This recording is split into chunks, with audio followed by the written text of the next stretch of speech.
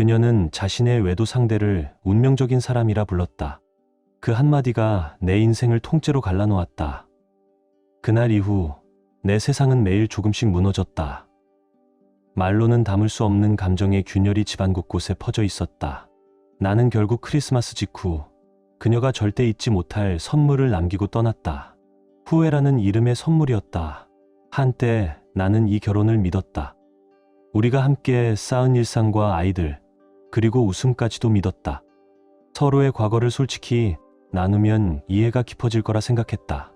그러나 그 개방은 결국 무기가 되어 나를 향했다.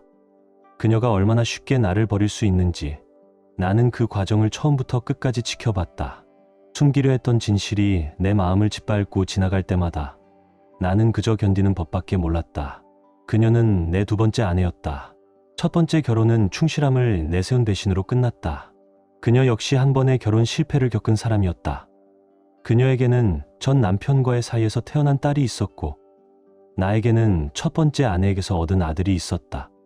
우리는 그렇게 서로의 상처를 아는 채 재혼했고 그녀는 나에게 처음으로 가정이라는 단어의 온기를 느끼게 해주었다.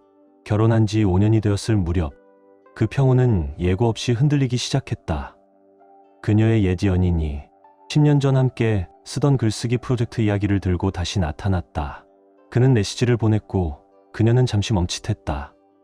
나는 그 찰나의 표정 하나로 모든 걸 느꼈다. 그녀의 지난 습관이 다시 시작될지도 모른다는 불안, 그녀의 첫 남편이 수없이 외도했던 기억, 그리고 그녀가 그때마다 자신을 구원하려다 무너졌던 이야기들까지 모든 게 그 순간 내 머릿속을 스쳐 지나갔다. 그녀는 과거를 잊지 못했다. 그녀가 가장 힘들던 시절, 한 남자에게 도움을 구했고 그는 다정하게 손을 내밀었다. 그 남자의 이름은 서진이었다. 그 이름을 들은 순간 내 가슴은 얼음처럼 식어버렸다. 나는 오랫동안 믿었다. 서로의 과거를 터놓고 이야기하면 오히려 더 단단해질 거라고.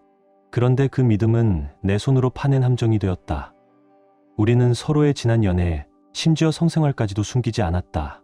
그녀는 전 남편이 그 부분에서 얼마나 형편없었는지를 담담히 털어놨다. 그 말을 들으며 나는 오히려 그녀가 솔직해서 좋다고 생각했다. 하지만 지금 돌아보면 그건 위험한 착각이었다. 그녀는 어느 날 글을 함께 쓰던 서진에게 이렇게 말했다. 성적인 매력이 큰 사람이 당신에게 이 관계가 괜찮다고 믿게 하지 마세요. 그 말을 직접 들은 건 아니지만 그 문장 하나가 내 가슴을 갈랐다. 그녀가 단지 조언을 한 걸까? 아니면 아직 그 남자를 관계의 언어로 기억하고 있었던 걸까? 나는 혼란스러웠다. 그녀가 첫 남편에게 받은 정서적 상처를 잘 안다. 그게 그녀를 불륜으로 몰고 간 이유이기도 했다. 그래서 나는 이해하려 했다. 하지만 이해와 용서는 언제나 다른 이야기였다. 그녀는 또다시 그 남자와 같은 세상 안에서 숨쉬고 있었다. 나는 그를 한 번 만난 적이 있다. 말투는 차분했고 눈빛엔 진심이 담겨 있었다. 하지만 그들과 그녀 사이엔 과거라는 불씨가 남아 있었다. 불은 언제나 그런 식으로 다시 붙는다.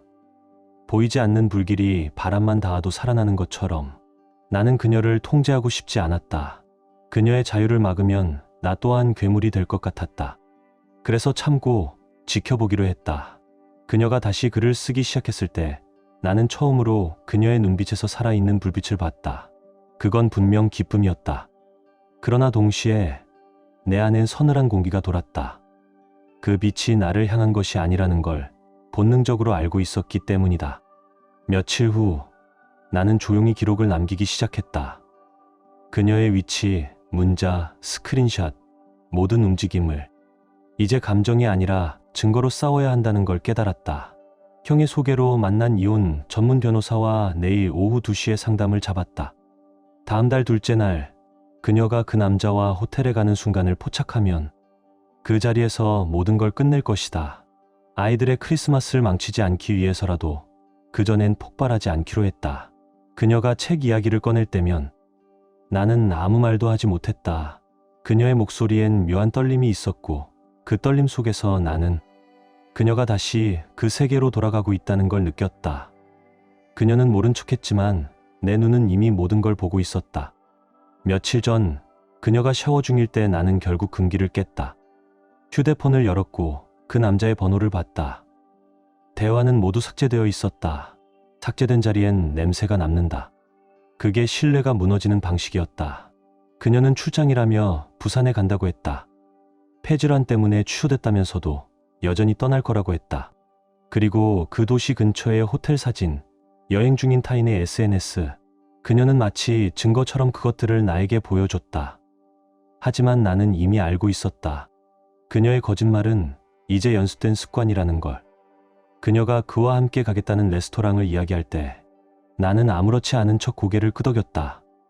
하지만 그 말 한마디 한마디가 내 귓가에서 금속성 소리를 냈다. 그녀는 보름달이 뜨는 밤, 바다 위에서 달빛이 얼마나 아름다울지를 말했다. 그 순간 나는 깨달았다. 그녀의 상상 속 그 풍경엔 내가 없었다. 그 남자는 이미 이 도시에 돌아와 있었다. 그녀는 그가 얼마나 성공했는지를 자랑처럼 말했다. 이제 그는 여기서 살 만큼 여유가 있대. 그 말에 나는 웃었지만 속에서는 뭔가 부서지는 소리가 났다. 그가 구글 지도에서 자신의 집을 보여줬다고, 바다가 보이는 창문이 멋지다고 말했다. 그녀가 그 말을 전할 때 나는 그 차를 몰고 그의 거실로 직행할 뻔했다. 한 달 전 그녀는 공항에 오빠를 데리러 간다고 했다. 그날 밤 나는 이상하게 마음이 불안했다. 그리고 며칠 후 우연히 확인한 메시지에서 그녀가 말한 오빠가 그 남자였다는 걸 알았다. 그녀의 말 한마디, 미소 하나까지도 거짓이었다. 그들의 대화는 이미 수개월 전부터 이어지고 있었다. 8년 만에 봤는데 공항에서 내려서 20분 만에 너랑 같이 있었어. 그 한 줄을 읽는 순간 내 심장이 찢어졌다. 그녀는 단지 계획만 세운 게 아니었다. 이미 수개월 동안 그와 함께 나 몰래 또 다른 삶을 꾸리고 있었다. 나는 침묵했다. 아이들을 위해서 아직은 아무 일도 없었던 것처럼 행동했다. 하지만 웃는 척을 하는 일이 점점 고통이 되었다. 그래서 결심했다. 크리스마스까지만 버티자. 그 이후엔 모든 걸 끝내자. 밤이 깊을수록 생각은 어두워졌다. 그냥 전기 토스터기와 함께 욕조에 들어가면 편할지도 모르겠다. 그 말이 머릿속을 맴돌았다. 그러나 나는 그 대신 노트북을 켰다. 그녀의 이메일, SNS, 위치 기록까지 하나씩 열었다. 그녀가 공유한 사진 속에는 내가 준 꽃다발을 들고 있는 모습이 있었다. 그런데 그 앞에서 웃고 있는 건 나 아닌 그 남자였다. 그녀의 메시지는 더욱 노골적이었다. 그의 턱수염은 칼날 같아. 입술이 아플 정도야. 그가 너를 입으로 삼킨 뒤에 키스하길 원해. 그 문장을 읽는 순간 내 안의 모든 이성이 끊어졌다. 그를 죽이고 싶다는 생각이 머릿속을 스쳤다. 물론 실제로는 하지 않을 거였다. 하지만 그의 이를 꺾어 목걸이로 걸고 싶은 충동이 나를 미친 사람처럼 만들었다. 그녀는 오늘도 사라졌다. 서진과 관련된 어떤 일이라며 나갔지만 위치 추적은 꺼져 있었다. 그녀는 자신이 완벽하게 숨을 수 있다고 믿는 것 같았다. 이제는 결정을 내릴 때다. 이번 주말 변호사와 함께 이혼 서류를 정리할 예정이다. 하지만 그 전에 그녀가 나를 속인 그 모든 순간을 눈앞에서 인정하게 만들 것이다. 오늘 밤 차고 문이 열리는 소리를 들었다. 나는 카메라를 켜고 조용히 말했다. 앉아. 우리 얘기 좀 하자. 그녀는 아무것도 모르는 얼굴로 물었다. 무슨 일이야? 나는 단 한마디로 답했다. 이제 내가 대답할 차례야. 그녀는 내 말을 끊었다. 오늘은 취소됐어. 아무렇지 않게 마치 식사 메뉴를 말하듯 말했다. 그 말이 내 귓가에 닿는 순간 나는 이상하게 웃음이 났다. 분명히 지난달에도 같은 말을 들었는데 이번엔 그 말의 온도가 달랐다. 얼음 같았다. 지난달에 이미 취소된 거잖아. 아니야. 오늘이라고. 오늘까지 확실하지 않았대. 그럼 지난달엔 뭐였는데? 도대체 무슨 말을 하는 거야? 왜 내가 거짓말한다고 생각해? 그녀의 목소리는 떨리지 않았다. 그게 더 무서웠다. 나는 조용히 물었다. 그 도시엔 왜 갔어? 호텔 이름은 뭐야? 그녀는 고개를 돌리며 말했다. 지금 무슨 소리 하는 거야? 서진이랑 또 얼마나 같이 있었어? 순간 그녀의 눈동자가 미세하게 흔들렸다. 우린 아무것도 안 했어. 그가 그런 말을 했어? 거짓말하지 마. 그의 문자를 다 봤어. 처음엔 토할 뻔했어. 그녀는 입술을 깨물며 한마디 내뱉었다. 사랑해. 그 말이 내게 닿는 순간 그동안 억눌러온 분노가 한꺼번에 밀려왔다. 이걸 멈추고 싶으면 내가 한 일을 인정해. 그래야 나도 내 옆에 설 수 있어. 그가 항상 거짓말을 했어. 그게 우리가 헤어진 이유야. 그녀는 변명처럼 외쳤다. 나는 고개를 저었다. 그의 문자, 내 이메일 다 봤어. 내가 직접 보낸 말들까지. 그녀의 얼굴이 하얗게 질렸다. 나는 마지막 말을 꺼냈다. 너는 지금 이 집에서 나가야 해. 뭐, 오늘 당장 내 짐 싸. 부모님 댁으로 가. 내가 계속 거짓말하면 나는 모든 걸 보여줄 거야. 그녀는 여전히 바보처럼 부정했다. 그러다 내가 복사해둔 문자를 책상 위에 내려놓자 그녀는 그것을 2초간 바라보다 무너졌다. 한순간 숨소리조차 들리지 않았다. 그녀는 그 자리에서 울기 시작했다. 그 눈물은 미안함이 아니라 두려움에 가까웠다. 그녀는 말했다. 그와 끝내려 했어. 근데 그가 나를 협박했어. 헤어지면 모든 걸 폭로하겠다고. 나는 단호히 말했다. 그건 거짓말이야. 그 메시지 어디에도 그런 말 없어. 그녀는 다시 울며 말했다. 이제 정말 끝낼게. 2번 다시 연락 안 할게. 나는 담담히 대답했다. 이미 늦었어. 변호사와 얘기했어. 곧 서류가 준비될 거야. 그녀는 그 말을 듣자 폭발했다. 너 변호사랑 4대 번이나 통화했잖아. 그녀가 소리칠 때 나는 한 손으로 스마트폰을 눌렀다. 카메라가 이미 녹화 중이었다. 차분히 해. 다 찍히고 있어. 그녀의 울음은 점점 절규로 변했다. 나는 그때 처음으로 이 여자가 내가 아는 사람과 전혀 다른 인간이라는 걸 느꼈다. 그녀는 손으로 얼굴을 감싸며 말했다. 너는 이 모든 걸 계획했잖아. 웃으면서 나를 속였지. 나는 냉정하게 답했다. 그래. 그리고 넌 웃으면서 나를 배신했지. 그 순간 난 이미 계획하고 있었어. 우리가 어떻게 끝날지를. 그녀는 끝내 아무 말도 하지 못했다. 그저 고개를 숙인 채 무너진 숨을 몰아쉬었다. 그녀는 그건 아무 의미도 없었어. 라고 말했다. 나는 잠시 숨을 고르며 되물었다.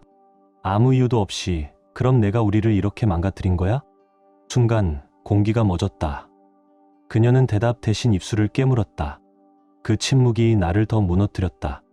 잠시 후 그녀는 낮은 목소리로 말했다. 정말 큰 실수를 했어.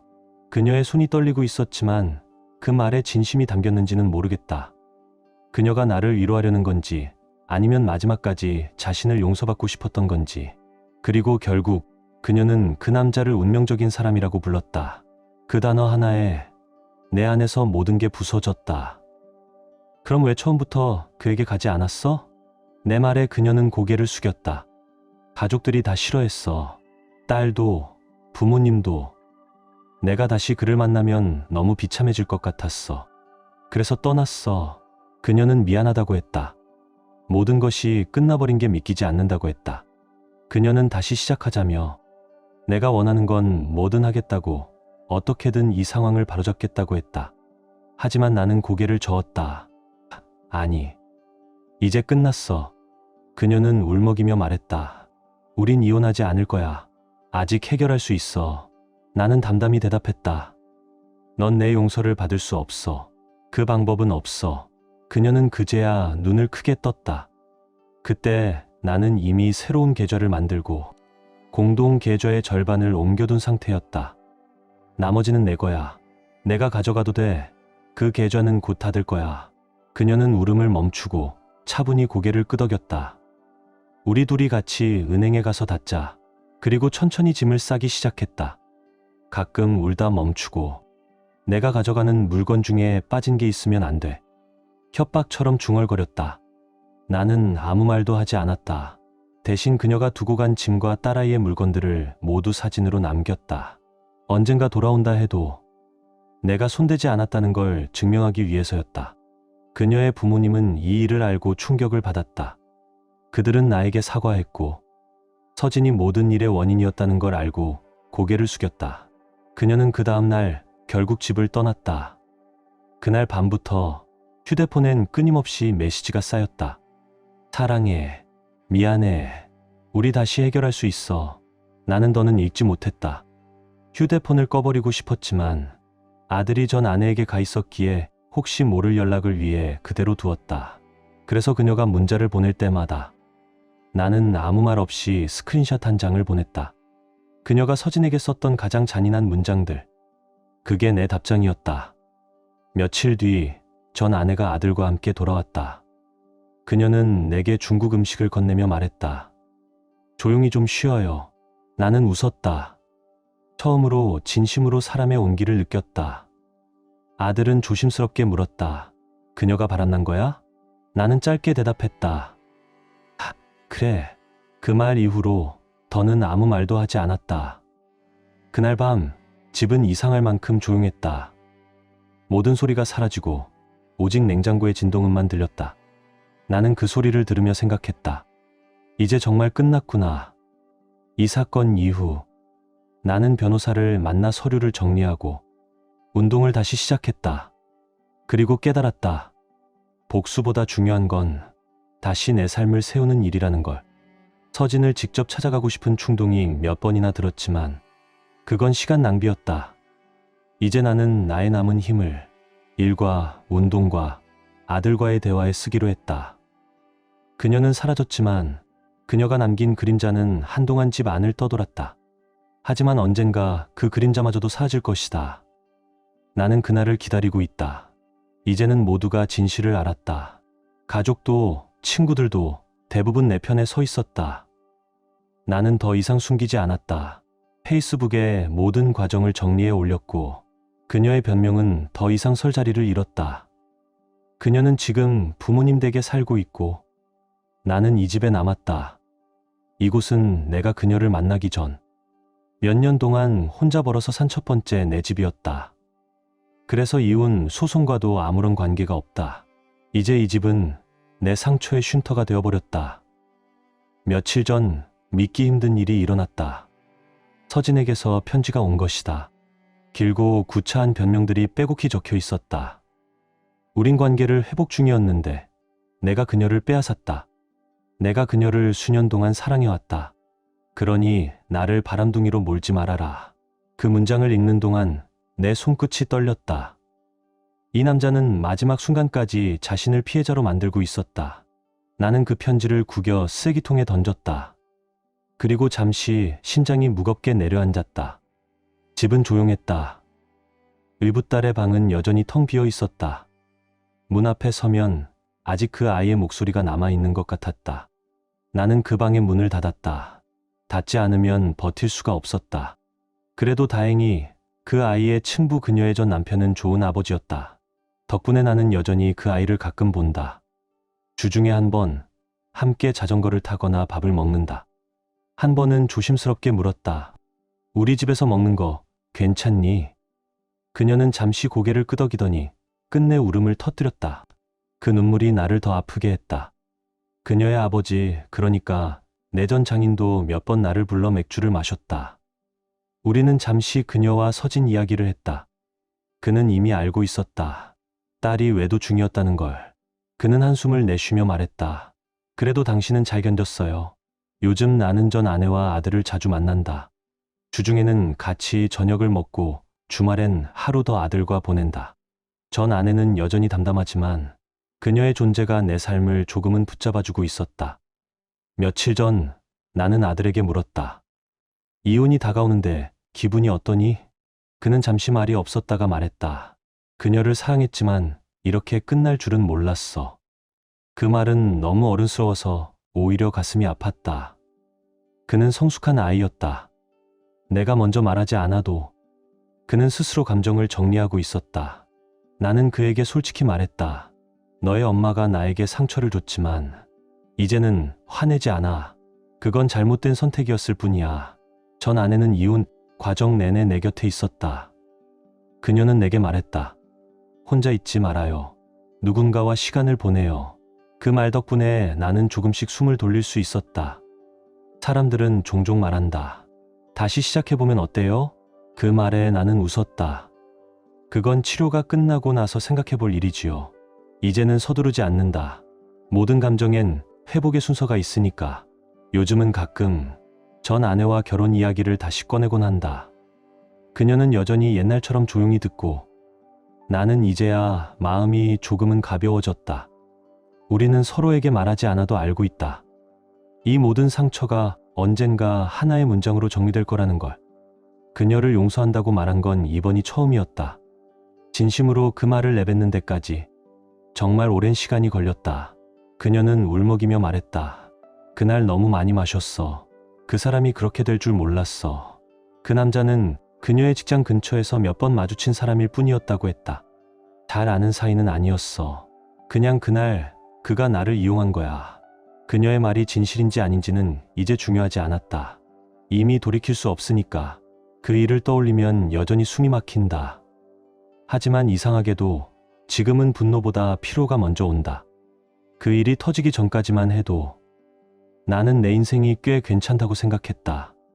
그녀와 아이들, 그리고 평범한 일상 속에서 작게나마 행복을 느꼈었다.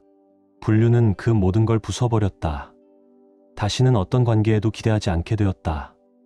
사랑이 이렇게 끝날 수 있다는 걸 이제는 너무 잘 알게 됐다. 그래서 올여름엔 멀리 떠나보기로 했다. 7월, 디즈니월드. 원래는 나, 전 아내, 그리고 아들 셋이 함께 가려던 여행이었다. 하지만 나는 의붓딸도 초대했다. 그녀가 소외감을 느끼지 않게 하고 싶었다. 비록 그녀의 어머니가 내게 남긴 상처가 아직 남아있지만 그 아이는 아무 죄가 없었다.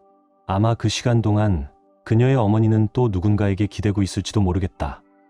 하지만 이제 그건 내 일이 아니다. 의붓딸은 치료를 받고 있다. 아들은 상담을 시작했다. 우리 셋은 각자의 방식으로 무너진 가족의 그림자를 조금씩 걷어내고 있다. 그녀가 예전 남자와 다시 글을 쓰기 시작했다는 말은 이제 단순한 과거의 파편일 뿐이다. 하지만 그들이 주고받았던 그 더럽고 잔인한 이메일들만큼은 아직도 내 머릿속에서 완전히 지워지지 않는다. 나는 크리스마스까지 참고 그녀를 마주보고 그리고 떠나보냈다. 그 후 서진은 나에게 편지를 보냈다. 너는 그녀를 빼앗지 않았다. 그녀는 원래 내 사람이었다. 그 문장을 읽는 순간 모든 허탈함이 내 몸을 덮쳤다. 그는 끝까지 자신을 피해자로 만들었다. 그녀의 가족은 그를 인정하지 않았다. 그녀조차 그를 운명적인 사람이라고 부르면서도 결국엔 버렸다. 그녀의 운명은 결국 자기 자신을 파괴하는 데 있었다. 나는 운동을 다시 시작했고 일을 하며 하루를 견디고 있다. 하지만 여전히 그녀의 딸방은 그대로 남아있다. 빈 침대 위에는 그녀가 남기고 간 인형 하나가 놓여 있다. 그걸 치울 수가 없다. 그 아이는 내게 공주였다.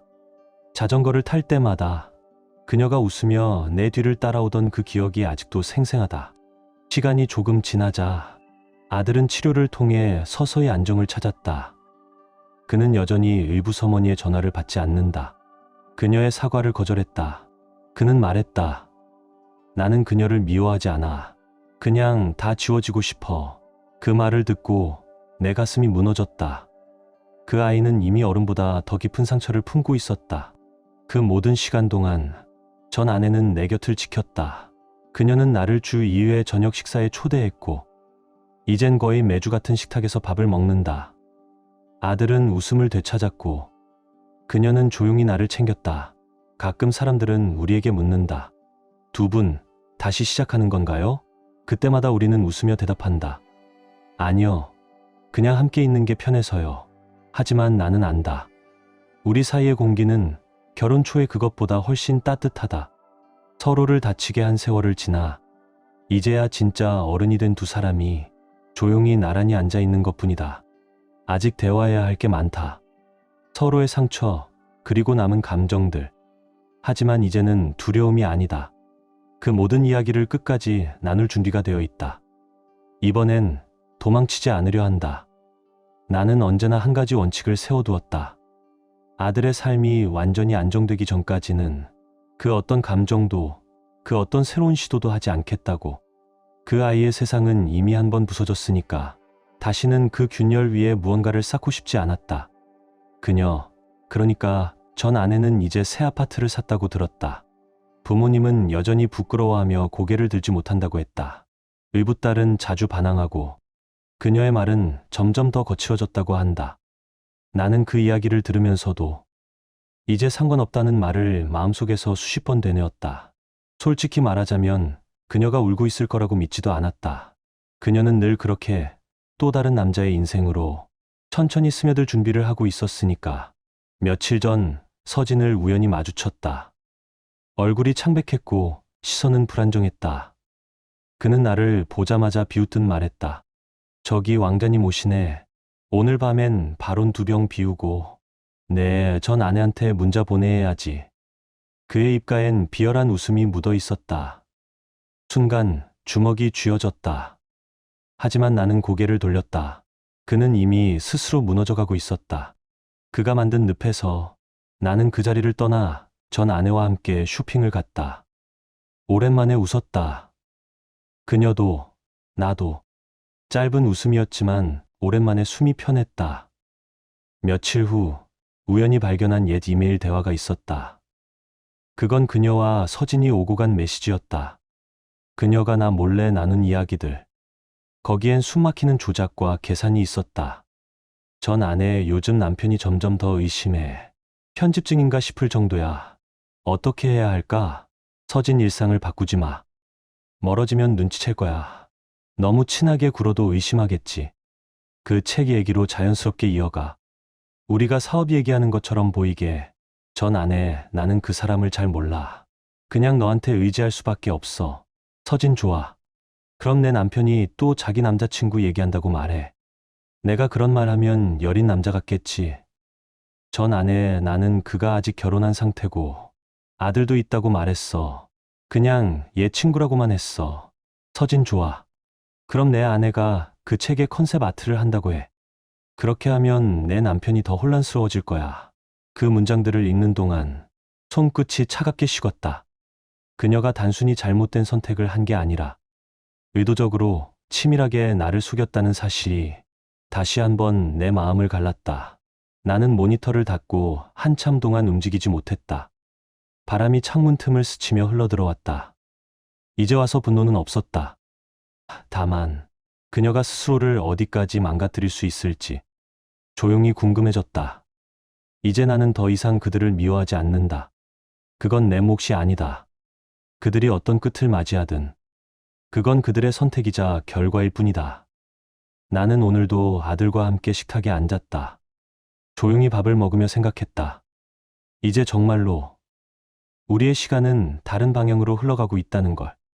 그녀와 서진의 대화는 더 깊은 조작의 기록이었다.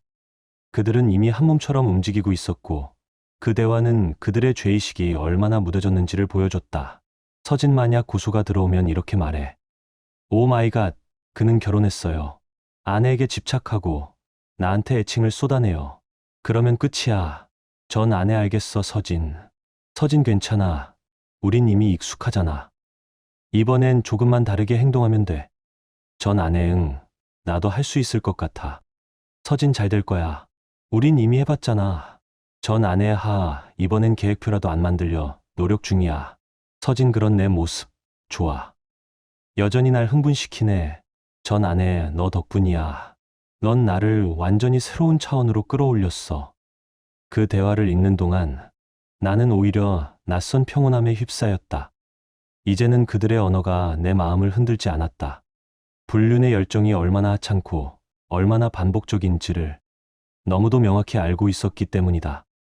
나는 2번의 결혼과 2번의 이혼을 겪었다. 첫 번째 아내는 아들의 어머니이고 2번째 그녀는 나를 가장 깊이 무너뜨린 여자였다. 1년 전 그녀가 옛 남자 서진에게서 예전 작품을 기반으로 책을 함께 쓰자는 제안을 받았을 때 나는 그게 단순한 협업인 줄 알았다. 하지만 그건 시작이었다. 그들은 오래된 불륜을 다시 꺼내 불태웠고 나는 또다시 속았다. 그녀를 내쫓은 뒤 의붓딸은 함께 부모님 댁으로 갔다. 그 아이는 내게 남겨진 마지막 달이었다. 하지만 몇 달 후 그 아이는 친부에게 데려가졌다. 그 남자는 외국 국적을 가진 사람으로 자신의 나라에 데려가더니 돌아오지 않았다. 그녀가 중독 상태라서 딸을 지키려 했다. 그의 말이었다. 2달 뒤 가족의 압박 끝에 아이는 돌아왔지만 그 남자는 도망쳤다. 그 후 모든 것은 더 엉망이 되었다. 이혼이 확정된 직후 그녀는 또 다른 남자를 만났다. 그리고 서진과 다시 엮였다. 이번엔 더 추했다. 그녀는 서진과 모텔에서 다투다 그에게 심하게 폭행당했다. 콘크리트 바닥 위로 내던져졌고 손은 밟혔고 목에는 깊은 자국이 남았다. 그는 결국 체포되어 구속되었다.